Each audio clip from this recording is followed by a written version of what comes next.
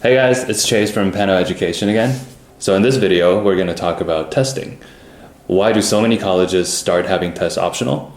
How does this change affect your college application? And things to know about the new digital SAT.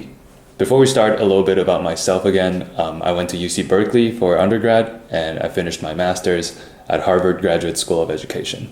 I've been a college counselor here at Pano for a couple years, and I hope this video is going to help you.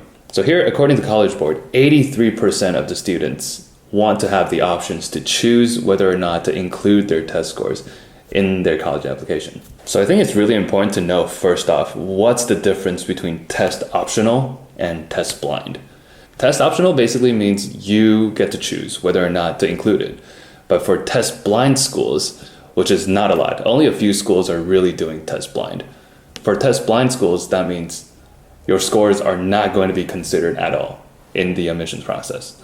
Some of the most prominent test blind schools most recently are the UCs. And also Cal State has been doing test blind for a while. And starting from last year, a lot of schools are going test optional, such as the Ivy League schools like Harvard, Princeton, Columbia, or even like MIT, U Chicago. These quote-unquote prestigious schools are all doing test optional now. Part of the reason obviously has to do with COVID. There's also been a surge in the number of college applications, like say BU, most recently, Boston University has more than 80,000 students that applied last year. And for UCLA, one of the best public schools in the world, they've been getting close to 150,000 applications. Now, what does test optional really do? Or what are you supposed to do after knowing that these schools are going test optional? So first things first, if you take the test and you end up doing pretty well, definitely submit it. Because as you see, 83% of the students want to have the option to choose. That means most of them probably don't want to submit their scores to begin with. So if you do well, that's going to be great. So you should definitely include it. The second thing is, if you did not do well, don't submit it, obviously. But that means your non-SAT or non-standardized test scores academic performance. I'll repeat that. Your non-standardized test academic performance becomes more important.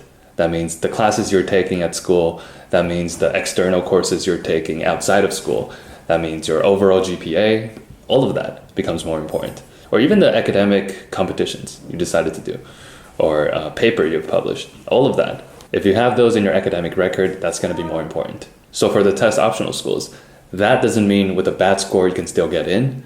It means even with a bad score, as long as you have good extracurriculars, essays, letters of recommendations, all of that, it's going to highlight your strength. It's going to help increase your chance of getting into these schools. In terms of test prep, still try to take the test, still prepare for the test, because if you do well, that's going to strongly benefit you. It's going to help you stand out compared to other similar applicants who did not submit their test scores. College admissions office, they tend to group students based on geographic regions. So it's very likely that you'll be compared with some of your classmates. Now, if you do have a good test score, that's going to help you stand out. And in the college admissions process, it's all about finding something that sets you apart from similar applicants. With that being said, let's talk a little bit more about the new digital SAT. Recently, College Board announced that the new SAT will be available next year. Some of the most important changes include it's now going to be a 2-hour test instead of 3, and there's going to be more time per question. The reading section is going to be filled with shorter passages. For math, calculators will be allowed throughout the entire math section, and the final results, your test scores, will be out within days instead of 2 weeks. It's important to know that the concepts of the test are still pretty much the same, like evidence-based questions, fact-based questions, inference, drawing conclusions, function and purpose, words and context. These are all the same. It's going to be the same question types.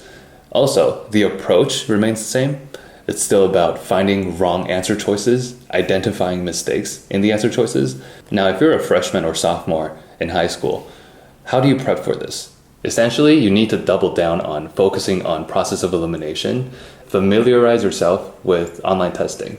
This is also why here at Pano, we have created this online review system to help you prepare for the test. So hopefully after today, you have a better understanding of the differences between test blind and test optional, the new SAT. So don't forget to subscribe to our channel, like our video, share it to someone that might find this helpful. I'll talk to you later.